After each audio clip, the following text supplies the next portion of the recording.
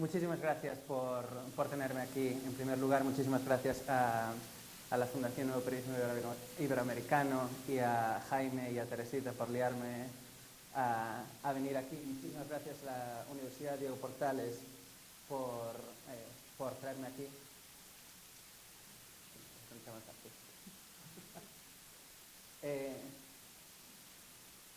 Nunca nadie me deja utilizar esta foto cada vez que hago entrevistas, no sé por qué, porque creo que debe ser la única foto en la que realmente captura mi espíritu y mi forma de ser. Pero vamos a empezar desde el principio, no tan desde el principio. Mi madre creo que no sabe que utilizo esta foto en la que se ve una pechuga de ella y a mí de pequeño encima. Soy infografista de segunda generación. Mi papá era el jefe de infografía de La Voz de Galicia y desde muy pequeñito entendí lo que era lo que hacía él. Aunque él de formación no era periodista, era arquitecto técnico, ingeniero civil, no sé cómo le llaman aquí, pero es una persona muy visual y desde muy pequeñito me transmitió eso. No se aprecia muy bien, este es mi recordatorio de mi primera comunión, pero ya desde pequeñito era un auténtico nerd, aparte de ser del Barça. En verde ahí se ve un ordenador, una pieza de ajedrez, unas pinturas y un libro, que eran lo que eran mis pasiones cuando tenía 8 años. Y nunca me he tomado muy en serio ni mi trabajo, sí que me lo he tomado en serio mi trabajo. Nunca me he tomado muy en serio los problemas en el trabajo. Nunca me he tomado muy en serio los roces, nunca me he tomado en serio las dificultades, porque mi misión periodística estaba por encima de las dificultades. Y espero que mi hijo tampoco se tome muy en serio la vida, igual que yo. Y siendo gallego de Galicia, y llamándome Xaquín, y viviendo 9 años como llevo fuera de Galicia, no más, 15 años fuera de Galicia, porque Madrid también cuenta como fuera de Galicia, estoy acostumbradísimo a que me llamen cualquier cosa. Entre estos están algunas de las formas en las que me haya llamado la gente a lo largo de mi vida. Una de mis favoritas es cuando vivía en Harlem.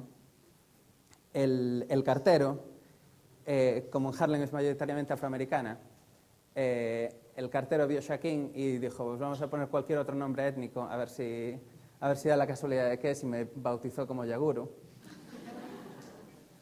Pero todavía mi favorito es uno que me puso una chica chilena que... Efectivamente. Que me bautizó como Shakira. Y canciones que nos pasamos con ella trabajando en 2004 en un documental sobre el Camino de Santiago en Galicia, no sé por qué, no era capaz de pronunciar mi nombre y me dejó Shakira, y el resto de los chilenos siguieron con lo de Shakira. Y yo creo que todavía sigue siendo mi favorito. Déjalo ya puedes pasar de... Hay gallegos en todas partes, hay gallegos hasta en la luna. Esto fue con lo que se encontraron los americanos cuando llegaron. Y como buen gallego, he emigrado a muchísimos sitios. He estado en Madrid, he vivido en Madrid, he vivido en Nueva York, he vivido en Washington y ahora me he mudado a Londres y he pasado por todos estos sitios, como mencionaban antes. Quizás por eso odio las cajas. Odio la manera que tiene la gente en las redacciones de meter a todos los departamentos en sus cajitas individuales.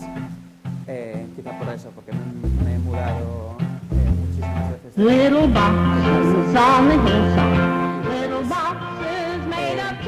Cuando en 2014 Aaron Pilhofer, que trabajaba en el New York Times y con el que coincidí en el New York Times, fue contratado como editor ejecutivo de digital en el Guardian, estuvimos hablando en Washington, cuando yo todavía estaba en National Geographic, de cómo veíamos el futuro de un grupo, de un departamento visual o de un departamento de gráficos interactivos o de nuevas tecnologías o de news apps, como le queramos llamar, en el futuro. Y entonces yo le conté lo que desde hacía tiempo yo creía que debía ser el futuro. Es, en vez de tener a la gente en departamentos aislados, en silos, en cajitas, sobre todo cuando el periodismo, las formas de contar historias, la narrativa actual se está moviendo cada vez más hacia una narrativa más visual. No tenía ningún sentido tener a un departamento de gráficos como se tenía en el Guardian, a un departamento de interactivos, a un departamento de fotografía y a ciertos editores especiales haciendo animaciones y documentales interactivos, porque en las noticias importantes coincidían y se necesitaban elementos de cada uno de esos grupos. Y como siempre pasaba en las redacciones, el jefe de una de estas ramas le va a decir a su empleado cómo hacerlo. El editor de la otra rama le va a decir a su empleado cómo hacerlo. Y al final, cuando se quieren poner todas las piezas juntas, es un Frankenstein. Las piezas no funcionan. Entonces lo que decidimos fue fundar Guardian Visuals, que es más o menos esto. Aún falta gente. Algunos de ellos me dijeron que no se podían sacar fotos porque tenían el pelo demasiado alborotado. Es verdad, ¿eh? Esta fue la respuesta que me dieron por email. Pero es un amor ella, la que me lo dijo. Así que se le perdona todo. En este equipo hay desarrolladores, hay gente que hace CGI, que hace gráficos en 3 dimensiones, hay expertos en estadística, hay gente que son expertos mundiales en visualización de datos, hay buenísimos editores, hay cartógrafos, hay de todo. Es un equipo muy multidisciplinar. Hay documentalistas, gente que hace documentales y muchísimos diseñadores y desarrolladores. Y como estamos dentro de una redacción, nos comportamos como periodistas, y esto es la clave. Nos comportamos como periodistas y los compañeros periodistas nos tratan como periodistas. Y hemos, desde principios del 2015, cuando me incorporé, hemos ido transformando la forma que tenía el Guardian de hacer periodismo visual y periodismo de datos.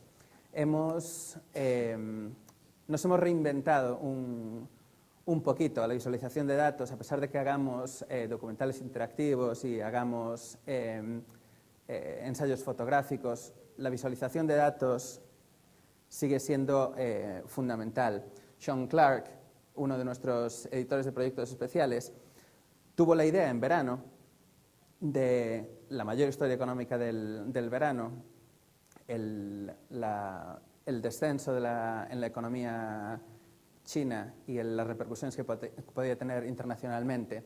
Se le ocurrió empezar a darle vueltas a los datos, a los niveles de importaciones de China y cómo eso podía afectar al resto de los países.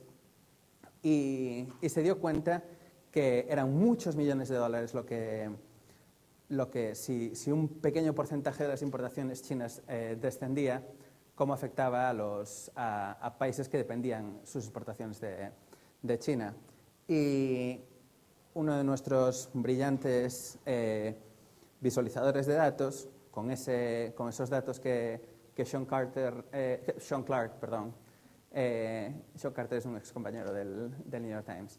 Sean Clark, con esos datos, montó un prototipo en el que si se subía o se bajaba el porcentaje de importaciones en China, se veía cómo afectaba al resto de los países.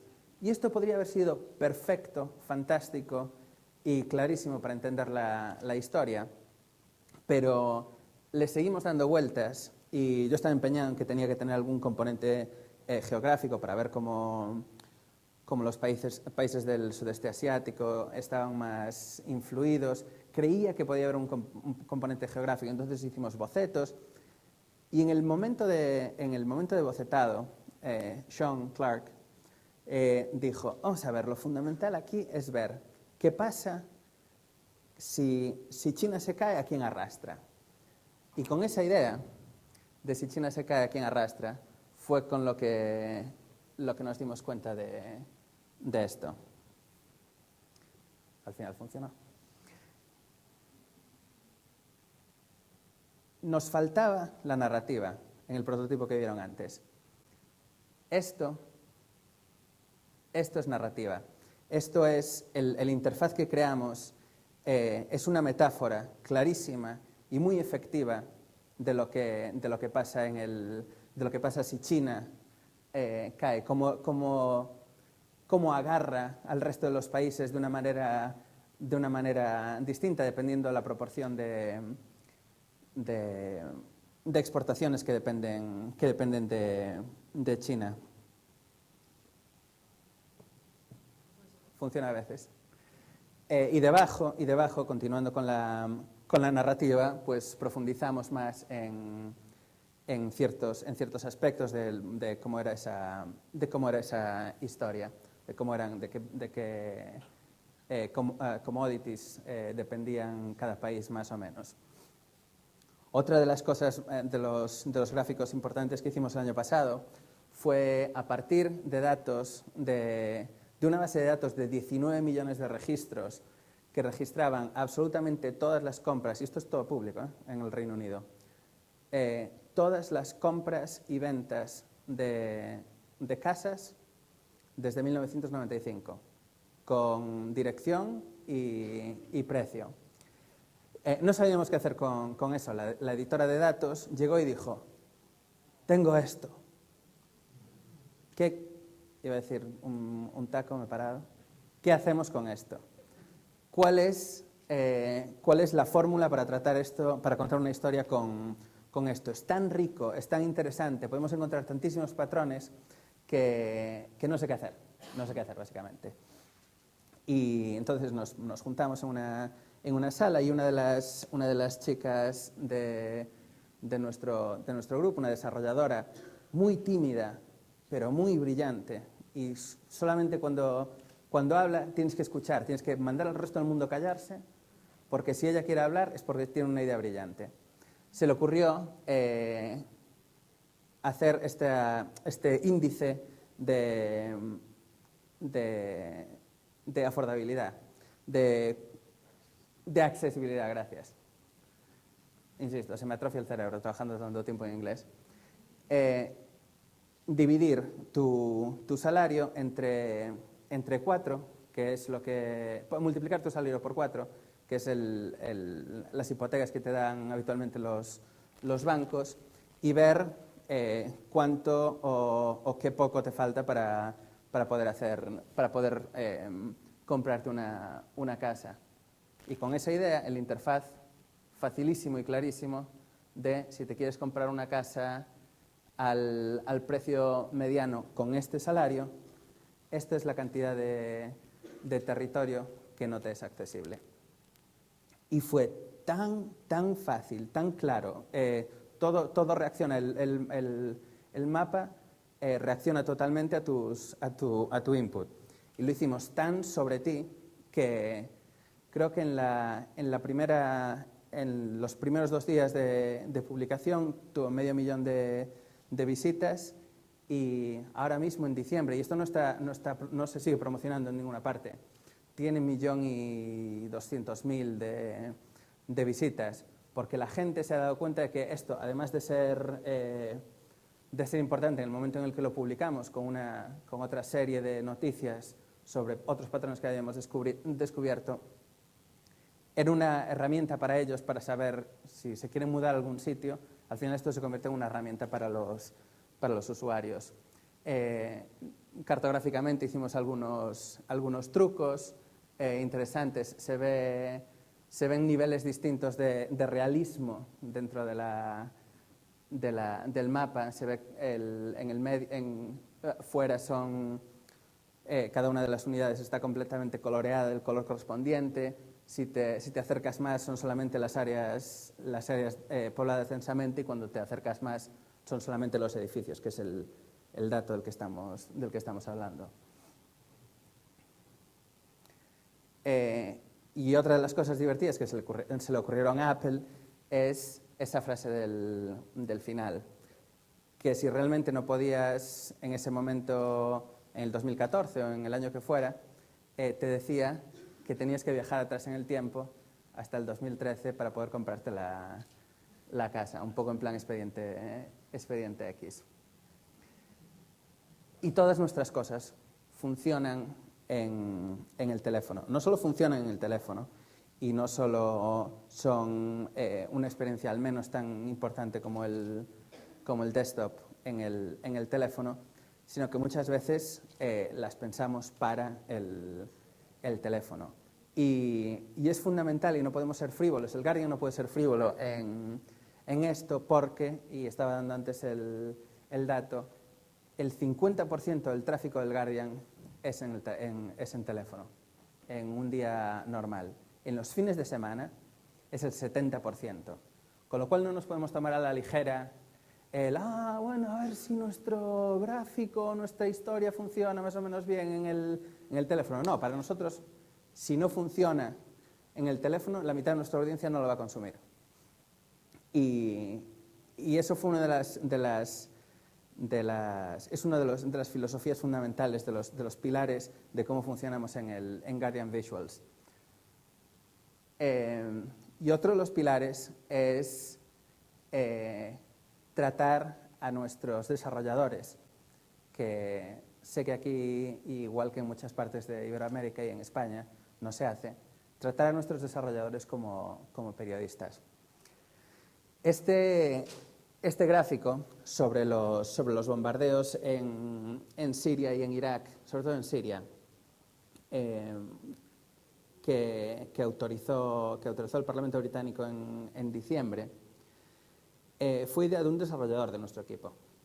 Y dijo, tenemos que hacer esto, tenemos que buscar una fórmula para probar que los bombardeos no están siendo efectivos en Siria. Y así fue, combinando datos públicos de los informes americanos de sus avances, que hacen informes diarios de sus avances y de sus bombardeos, localizando qué partes bombardearon, y datos del Carter Center, que lleva traqueando las zonas de control y las zonas de conflicto desde el año siguiente al principio de la guerra. Pudimos probar que a pesar de los bombardeos no se estaba cambiando nada en el control del territorio, no se estaba empujando el Estado Islámico fuera de esas áreas. Además, él, siendo desarrollador y siendo una persona con unas capacidades técnicas increíbles, no solo para análisis de datos y para esto, se le ocurrió un sistema, y es una parte un poco al margen de lo que es, al margen del periodismo, pero les da una idea de hasta dónde se puede llevar la tecnología. Cada vez que hay una actualización del mando central norteamericano que se publica, él la detecta, hace un scraping y manda un correo electrónico a un grupo de editores en el Guardian, y tiene una interfaz que hace que puedas verificar si el scraping es correcto, que corrijas las localizaciones, porque a veces los nombres cambian ligeramente, y tiene una lista de los nombres de las ciudades que nosotros conocemos y de los que tenemos coordenadas. Lo compruebas y lo mandas a la base de datos, y esa base de datos es la que actualiza el gráfico. Es un proceso que en cualquier otro sitio y sin haber escuchado a tu desarrollador cuando te decía que esto es lo que deberías hacer, llevaría por lo menos 1 hora o 2 horas cada día actualizar. Esto es un proceso de 2 minutos. Si te lleva más de 2 minutos es que estás un poco cansado, además, o no has dormido la noche anterior.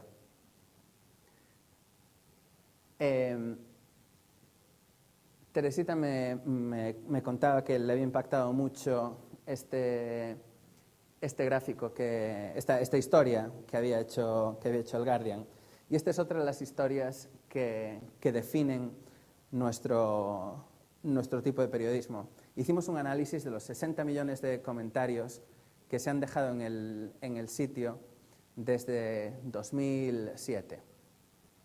Y porque la idea de Catherine Viner, nuestra editora en jefe, era a qué nivel de abuso se somete a los periodistas a través de esos comentarios. Porque es uno de los peores trabajos en el Guardian, es ser moderador de comentarios. No os podéis imaginar la cantidad de salvajadas que mandan los lectores. Hay un sector mayoritario que utiliza los comentarios para crear diálogo y para preguntarnos y para dar testimonio de sus historias, y hay otro sector mínimo de gente que los utiliza para trolling y para uso online. Y este tipo de con un acontecimiento tan importante como este, o con una investigación tan importante como este, y una revelación tan importante como la que estaba haciendo el Guardian, se nos ocurrió la idea de hacer una historia más completa. Este gráfico tiene, no se le puede llamar gráfico, este artículo interactivo que editó Mónica Ulmanu y que diseñó Dan Lauter, otros dos mentes maravillosas en nuestro departamento.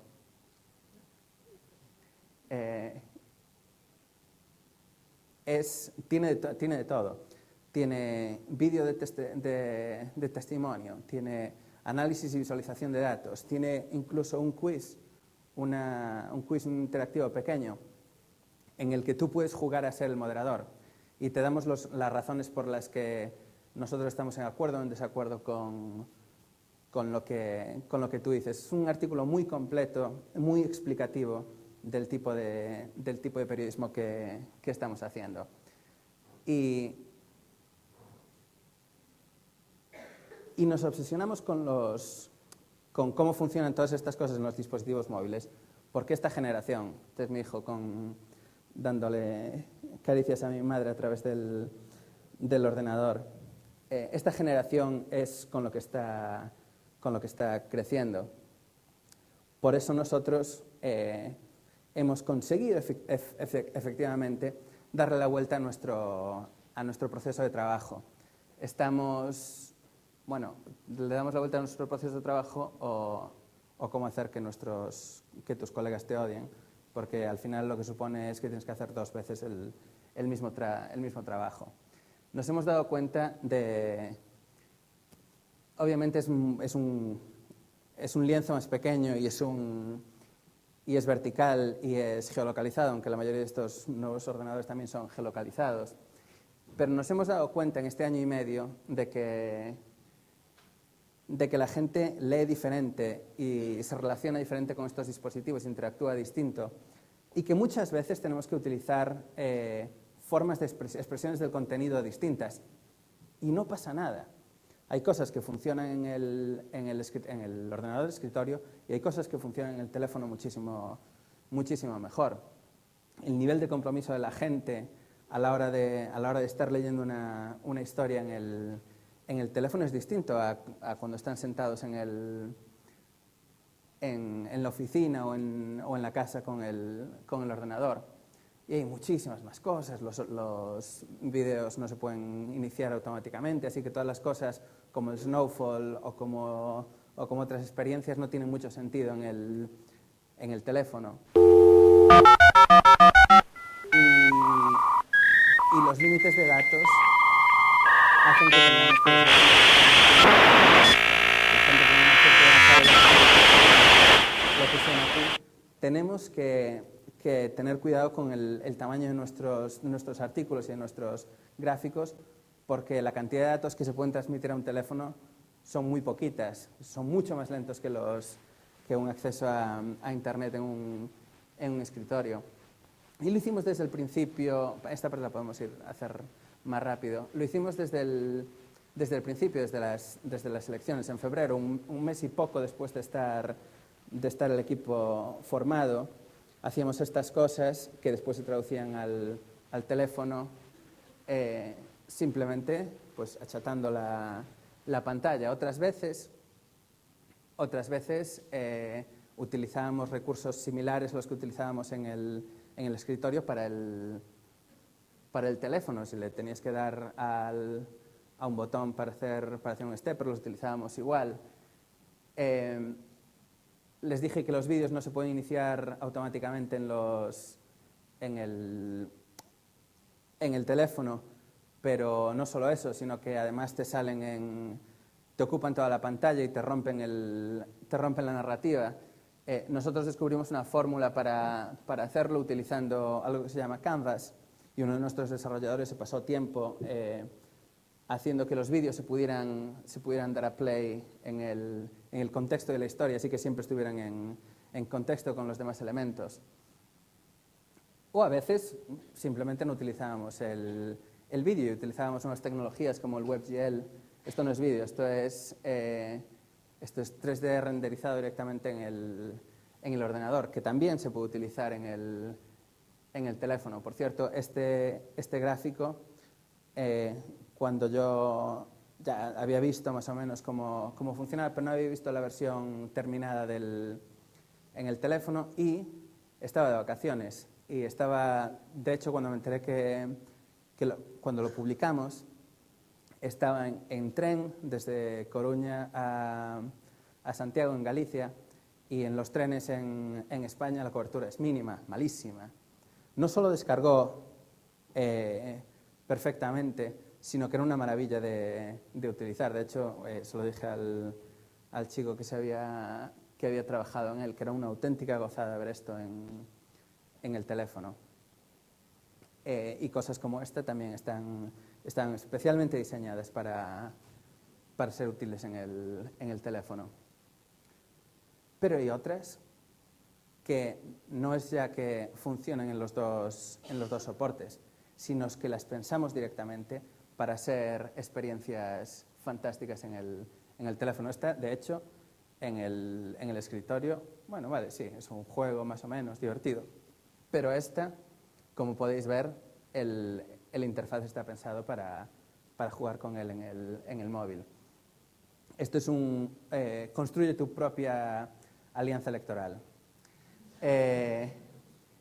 Y se atraen o se repelen dependiendo de las conexiones que tienen los partidos. De hecho, esta chiquita que les decía que es muy callada y que a veces tiene estas ideas geniales, no sé si se aprecia muy bien, pero cuando tú pones a alguien que no se lleva bien con el otro, los dos se ponen tristes.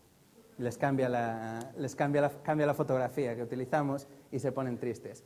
Y eso te sirve, esa combinación que haces, te sirve como interfaz para después analizar más en profundidad las combinaciones, y les damos un análisis de cómo funcionan y de cómo son esas combinaciones. Y en noviembre hicimos la superevolución de esto que tenemos en mente en un documental interactivo pensado principalmente para el móvil. Este es el primer documental interactivo pensado originalmente para el móvil. Es básicamente de la forma en que funciona, es básicamente una colección de tarjetas en vertical que te cuentan la historia, y en ciertos momentos puedes ir en horizontal a profundizar más en la historia. Te indica en qué momentos puedes ir transversalmente. Es un interfaz súper innovador, y como ven, cada uno de los elementos, cada una de las piezas de esa historia, en vez de ser todo texto, cada una de las piezas de esa historia está contada de la forma que mejor se puede contar esa historia, ya sea un vídeo, ya sea una cita, ya sea una serie de fotografías, ya sea un mapa o ya sea una pieza de audio. Nos da igual cuál es el la forma que va a tener el contenido, lo que nos importa es que sea la mejor representación de ese contenido. Y este sistema de tarjetas funciona especialmente bien. Cuando diseñamos nuestros gráficos, nuestras visualizaciones, una de las cosas que sé que los desarrolladores no tienen en cuenta, y por eso es tan importante que trabajen juntos los periodistas con los desarrolladores, es que nosotros sabemos contar historias. Nosotros sabemos que a nuestros lectores les apetece formar parte de la conversación con nosotros. Y nosotros siempre tenemos en mente que la forma más natural de interactuar es concebir los gráficos o los interfaces como conversaciones. Por eso, por ejemplo, aquí podríamos haberlo complicado muchísimo, pero simplemente con un input modificamos la historia para ti. Quartz rehizo su app hace poco para hacerla como si fuera una conversación con el usuario, aunque no era realmente una conversación, porque tú no podías escribir lo que querías saber, te daban opciones de un botón u otro, pero aún así parecía una forma más o menos natural de conversar. No son los primeros en crear esto. Lark, una app que te ayuda a mantenerte, una app que yo obviamente no uso, que te ayuda a mantenerte a mantener tu peso o a adelgazar, ya pensó en esta interfaz como una forma natural de hablar con sus usuarios, aunque he de decir que alguien que me dice que es la tercera vez que tomo bacon esta semana y me sugiere, a ver si cambias y te tomas otra cosita, después me fastidiaría bastante, así que no sé si yo lo utilizaría personalmente. Pero no deja de ser una conversación. Are you ready? Yes?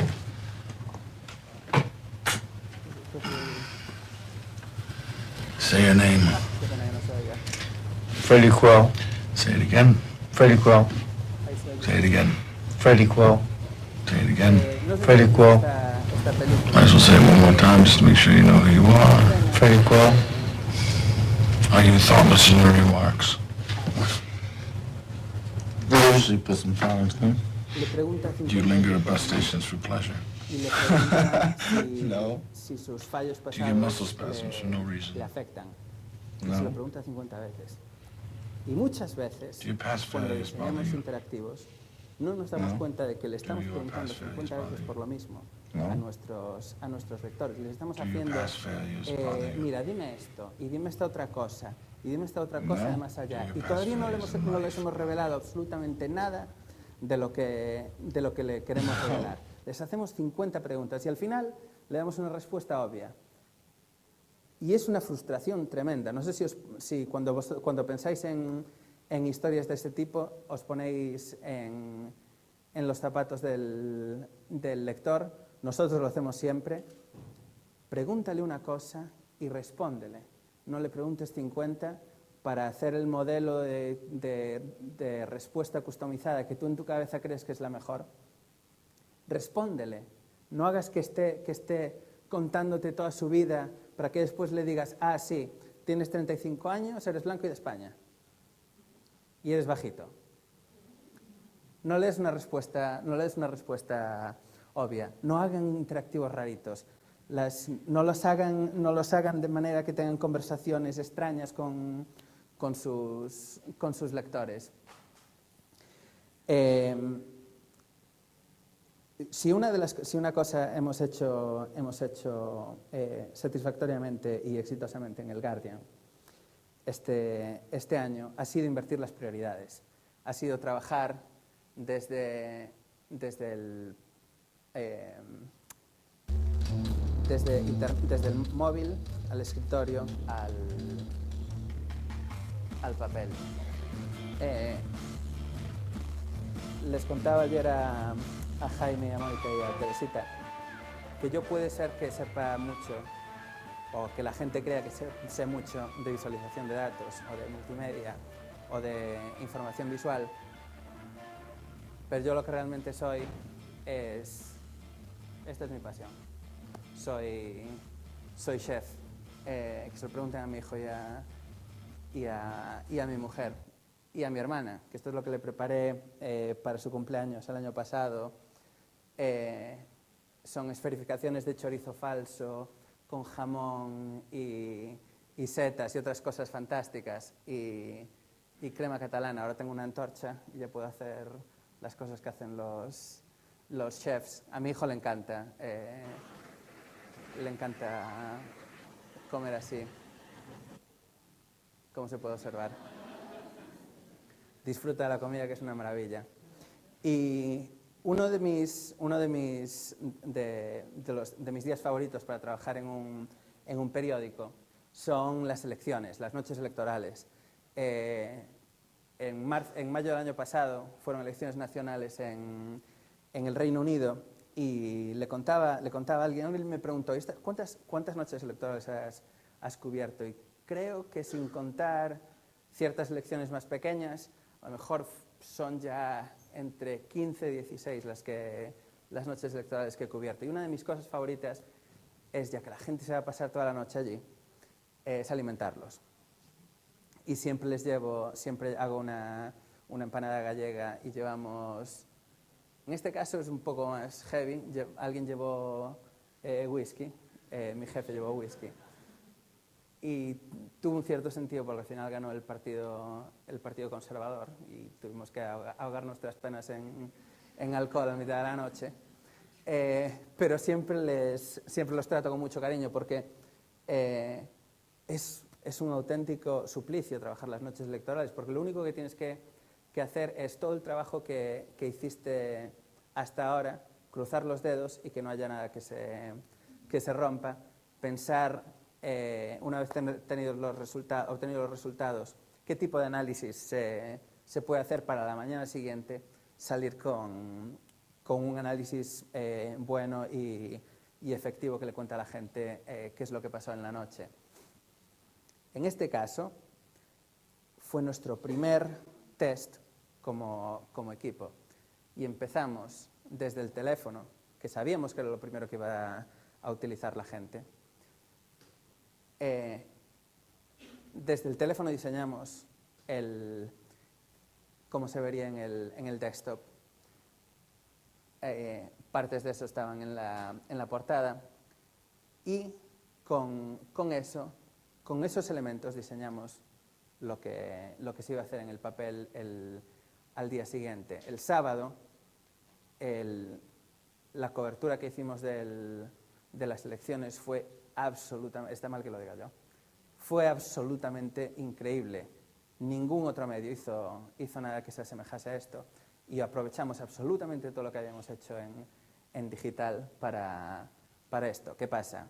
En el papel, como tenemos un día más, añadimos análisis, añadimos contexto, como ya no teníamos que estar esperando por los datos a que se fueran obteniendo y fueran mostrando lo que era, tuvimos más tiempo para hacer el análisis. Y quedó francamente fantástico.